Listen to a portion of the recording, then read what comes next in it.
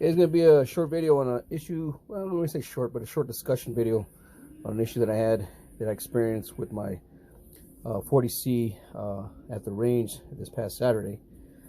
If you watch my videos, you know this is a 40C 9C frame that I've probably had for probably about, I think probably going on 5 years now.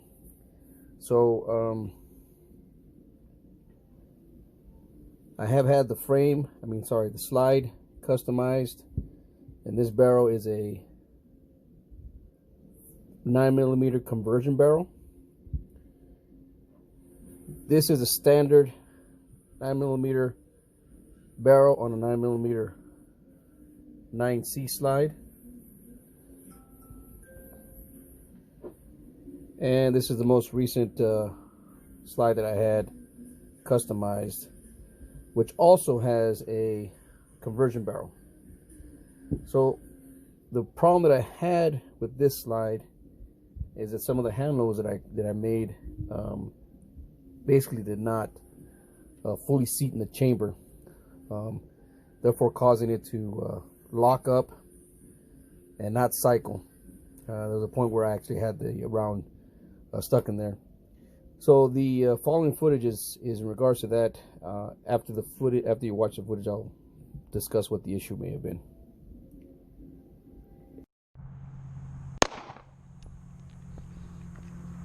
Yeah, it doesn't cycle the rounds very well. Okay. So it doesn't like the shells, the loads. Yeah. It doesn't like the reloads.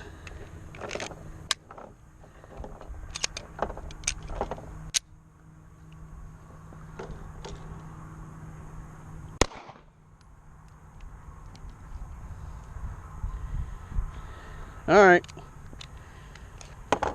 I can understand you like the reloads. So you're done. That's all I got to feed you. I'm sorry your Call of Duty guns didn't work the way they wanted to. Ah, that's a good one. Okay, so here you see the frame. Taking that away. And there's a slide. So what the issue that I was having was that, see, I'll take apart. This is a factory round. This is Winchester's steel case forge ammo, 115 grain. As you can see, drops in, no issues whatsoever. These are my hand loads. You can see, doesn't drop in. Apparently there's a bulge at the very bottom. Okay. Now, put this back together so I don't get the recoil rods confused. This is a factory barrel, factory ammo, drops in no issues. Reload, drops in no issues. So what I'm guessing is that the tolerances on the Stormlake barrel are much tighter than the factory barrel. And let me once again put this together so I don't mix up the guide rods.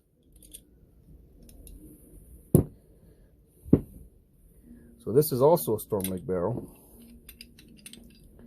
Now I have not took this combination to the range yet, and I have put many rounds of this, but they've all been factory.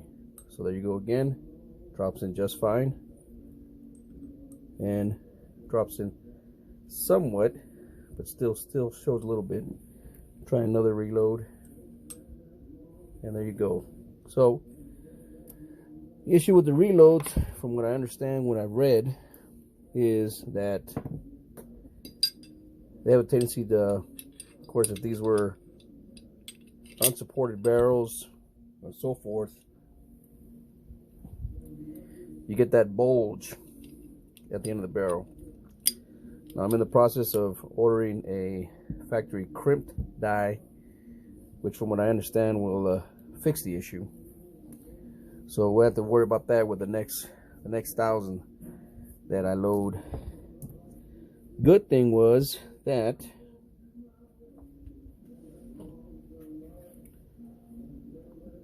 all those hand loads ran fine through this one.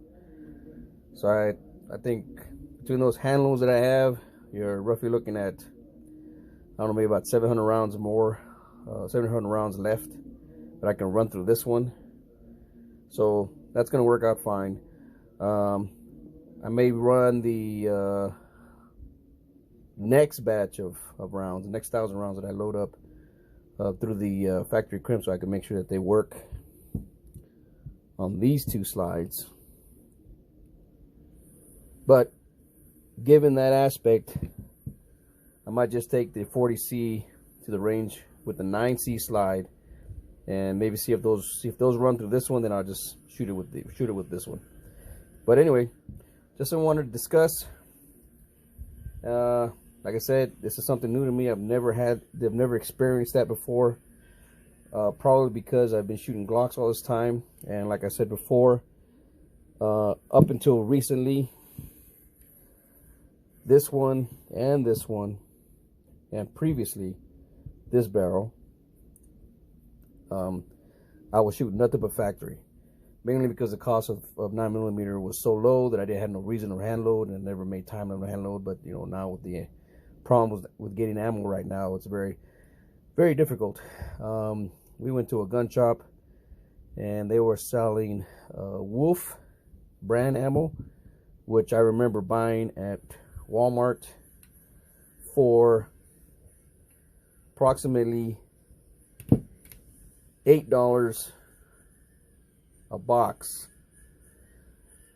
They were selling it for $229 a box of 500. So normally, if you would have bought that stuff at Walmart, you would have been paying somewhere around $80, maybe $80, $90. So they were charging up. They were price gouging 100 and probably 15 to 10, 20, 110%. Anyway, so I think I've come up with a solution. Basically, buy a factory crimp die from Lee to completely resize the shell and crimp it down a little bit more. If there's any further discussion, I'll just post another video about it. Thank you for watching, and take care and be safe.